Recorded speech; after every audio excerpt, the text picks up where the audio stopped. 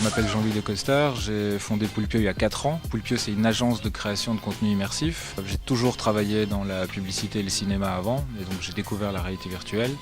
Et j'occupe un poste de directeur artistique, directeur créatif et business developer chez Poulpio.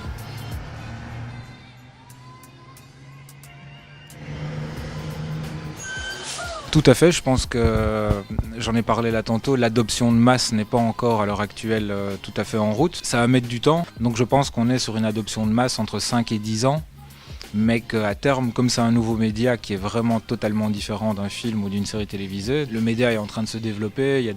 Maintenant tu as des films interactifs où tu peux un peu toucher au scénario, un peu comme ce que Netflix a fait avec Bandersnatch. On arrive sur des scénarios interactifs, le machine learning aussi, donc l'intelligence artificielle va, selon tes émotions, n'importe quoi, te proposer des scénarios. Donc on va arriver dans quelque chose qui ne va pas remplacer la télé ni la télévision, mais qui va être un tout nouveau média.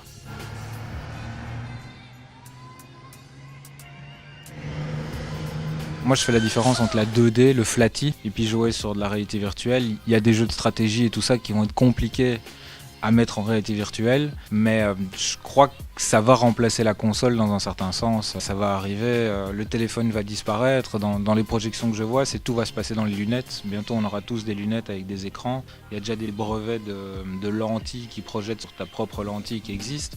Voilà, après je pense qu'il faut peser le pour et le contre.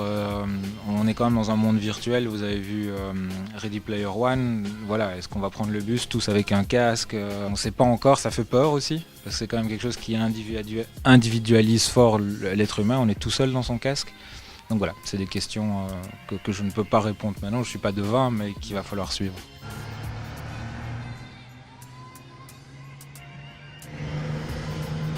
Je dirais qu'une vidéo coûte entre 20 et 30 000 euros pour 4 minutes. Il y a beaucoup de pré-production, puis après, comme j'ai expliqué, il y a le temps homme pour pouvoir recoudre, puis après, il y a la post-production classique. Puis ça dépend en nombre de journages, en lieu. Si on va dans un endroit où on doit filmer 150 personnes dans 150 lieux différents, bien sûr, ta vidéo sera beaucoup plus chère que si tu visites un hôtel ou un club de vacances. Il n'y a pas de devis type. Chez nous, tout est sur devis. D'une vidéo à l'autre, ça peut changer. Parfois, on filme aussi des gens sur un fond vert avec des caméras traditionnelles qu'on va venir réintégrer dans la bulle. Donc voilà, c'est une journée supplémentaire où tu dois aller filmer ce contenu.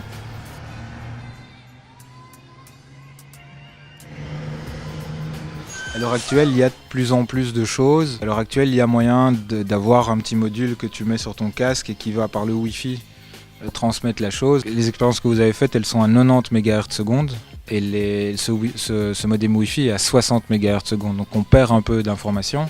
Et puis tu as un modem Wi-Fi sur la tête. Il y a le concept de backpack aussi, donc HP fait ça, c'est un sac à dos où tu as ton ordinateur dans ton dos, tu branches ton casque directement et donc tu peux évoluer librement sans fil.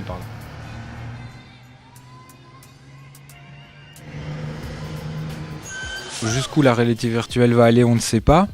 Mais il y a de plus en plus d'expériences et de casques haute qualité. Au fur et à mesure que les dalles vont s'améliorer, qu'on sera dans de l'AMOLED ou des nouvelles LED qui feront des vrais noirs, une fois qu'on sera plus en train de se dire je suis dans un casque et qu'on ne pourra plus distinguer la réalité de la réalité virtuelle, voilà, là je pense qu'on arrivera à quelque chose de vraiment très très joli, mais bien sûr il faut y faire attention parce que si tu n'arrives plus à distinguer ce qui est réel du faux, ça peut poser des problèmes aussi, mais ça c'est question d'éducation, d'éducation aux médias, et voilà, mais on ne sait pas encore le dire à l'heure actuelle.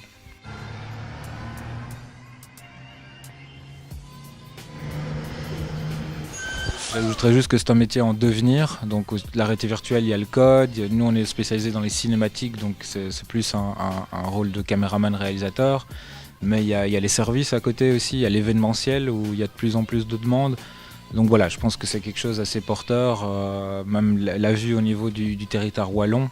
Il y a quand même des choses, Wallimage fait pas mal de choses, il y a moyen de se former, il y a plein de festivals, le FIF, le KIK, Anima, le BIF, où il y a des sections de réalité virtuelle maintenant, donc il ne faut pas hésiter à s'informer et voilà, à s'informer si ça vous intéresse.